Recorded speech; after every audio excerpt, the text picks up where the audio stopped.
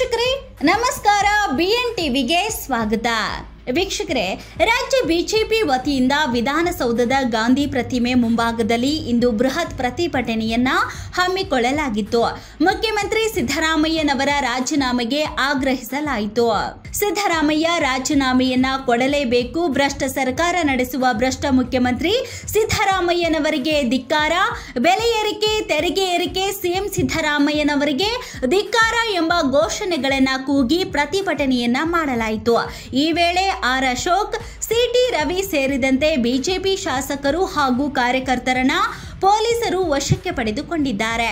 ಪ್ರತಿಭಟನೆಯ ವೇಳೆ ವಿರೋಧ ಪಕ್ಷದ ನಾಯಕರಾದ ಆರ್ ಅಶೋಕ್ ಅವರು ಮಾತನಾಡಿ, ವಿಧಾನಸಭೆ ವಿಸರ್ಜನೆ ಮಾಡಿ ತಮ್ಮ ಹಿಂದೆ ರಾಜ್ಯದ ಜನರಿದ್ದಾರೆ ಎಂದು ತೋರಿಸಿಕೊಟ್ಟರೆ ಬಿಜೆಪಿ ನಿಮ್ಮ ವಿರುದ್ಧ ಪ್ರತಿಭಟನೆಯನ್ನೇ ಮಾಡುವುದಿಲ್ಲ ಎಂದು ವಿರೋಧ ಪಕ್ಷದ ನಾಯಕ ಆರ್ ಅಶೋಕ್ ಅವರು ಸವಾಲನ್ನ ಹಾಕಿದ್ದಾರೆ. ರಾಜ್ಯದಲ್ಲಿ ಅಭಿವೃದ್ಧಿ ಕನಸಿನ ಮಾತಾಗಿದೆ, ಲೂಟಿ ಭ್ರಷ್ಟಾಚಾರ ಮಿತಿ ಮೀರಿದೆ.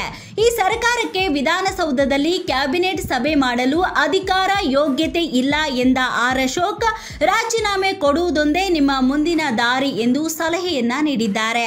ಇವತ್ತು ಎಫ್ಐಆರ್ ಕೂಡ ಆಗಲಿದೆ, ಇನ್ಯಾತಕ್ಕೆ ಕಾಯುತ್ತಿದ್ದೀರಾ ಎಂದು ಪ್ರಶ್ನೆ ಮಾಡಿದ್ದಾರೆ.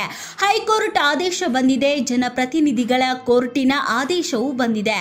ಮುಖ್ಯಮಂತ್ರಿ ಸಿದ್ದರಾಮಯ್ಯನವರಿಗೆ ರಾಜೀನಾಮೆ ಬಿಟ್ಟು ಬೇರೇನೂ ಮಾಡಲು ಸಾಧ್ಯವಿಲ್ಲ ಎಂದು ಹೇಳಿಕೆಯನ್ನ ನೀಡಿದ್ದಾರೆ.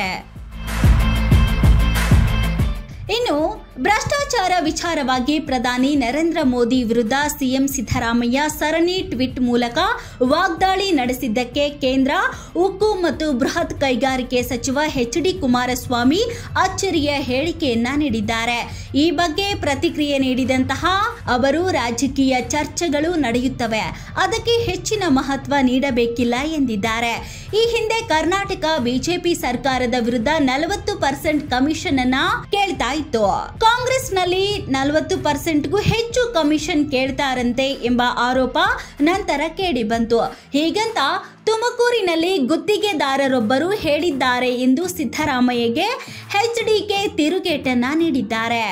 ಇನ್ನು ಬೆಳಗಾವಿಯಲ್ಲಿ ಮಾತನಾಡಿದಂತಹ ಸತೀಶ್ ಜಾರಕಿಹೊಳಿ, ನಾನೆಲ್ಲೂ ಸಿಎಂ ಸ್ಥಾನವನ್ನ ಕ್ಲೇಮ್ ಮಾಡಿಲ್ಲ, ಇದರಲ್ಲಿ ಗುದ್ದಾಟ ಕುಸ್ತಿ ಮಾಡೋ ಅವಶ್ಯಕತೆ ಇಲ್ಲ ಎಂದು ಲೋಕೋಪಯೋಗಿ ಸಚಿವ ಸತೀಶ್ ಜಾರಕಿಹೊಳಿ ಸಚಿವ ಎಂಬಿ ಪಾಟೀಲ್ ಹೇಳಿಕೆಗೆ ಪ್ರತಿಕ್ರಿಯೆ ನೀಡಿದ್ದಾರೆ. ಬೆಳಗಾವಿಯಲ್ಲಿ ಸುದ್ದಿಗಾರರೊಂದಿಗೆ ಮಾತನಾಡಿದರು.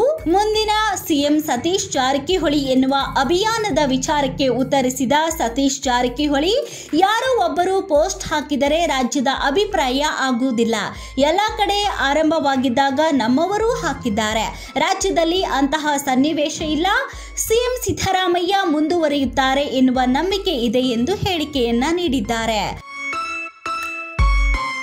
ದೆಹಲಿಗೆ ಬೇರೆ ಕೆಲಸ ಇರುತ್ತೆ, ಹೋಗಿರುತ್ತೇವೆ.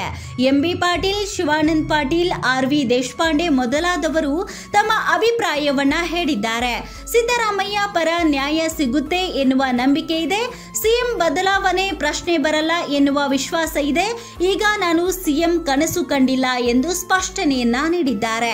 ಈಗಾಗಲೇ ಸಿಎಂ ಸಿದ್ದರಾಮಯ್ಯ ಅವರಿಗೆ ಬೆಂಬಲವನ್ನ ನೀಡಿದ್ದೇನೆ, ಯಾವುದೋ ಸಂದರ್ಭದಲ್ಲಿ ಹೇಳಿಕೆ ಕೊಟ್ಟಿರುತ್ತಾರೆ, ಎಲ್ಲಿಯೂ ನಾನೇ ಸಿಎಂ ಆಗುತ್ತೇನೆ ಎಂದು ಯಾರೂ ಹೇಳಿಲ್ಲ, ಈ ರೀತಿ ಹೇಳಿಕೆ ಎಫೆಕ್ಟ್ ಆಗುವುದಿಲ್ಲ ಎಂದು ಹೇಳಿದ್ದಾರೆ. 2028ಕ್ಕೆ ಸಿಎಂ ಆಗುವ ತಯಾರಿ ಇದೆ ನಮ್ಮದು, ಅಲ್ಲಿಯವರೆಗೆ ಅಭಿಮಾನಿಗಳು ಕಾಯಬೇಕು ಎಂದು ಸತೀಶ್ ಜಾರಕಿಹೊಳಿ ಮನವಿಯನ್ನ ಮಾಡಿಕೊಂಡಿದ್ದಾರೆ. ಇಷ್ಟೆಲ್ಲ ಪ್ರತಿಭಟನೆಗಳು ನಡೆಯುತ್ತಿದ್ದರೂ ಸಿದ್ದರಾಮಯ್ಯನವರು ನಾನು ರಾಜೀನಾಮೆಯನ್ನ ಕೊಡುವುದಿಲ್ಲ ಎಂದು ಹೇಳುತ್ತಿದ್ದಾರೆ. ಮತ್ತಷ್ಟು ಸುದ್ದಿಗಳಿಗಾಗಿ ನೋಡ್ತಾ ಇರಿ ಬಿಎನ್ ಟಿವಿ. ಲೈಕ್ ಮಾಡಿ, ಶೇರ್ ಮಾಡಿ, ಸಬ್ಸ್ಕ್ರೈಬ್ ಮಾಡಿ. ಇದು ನಿಮ್ಮ ಧ್ವನಿ.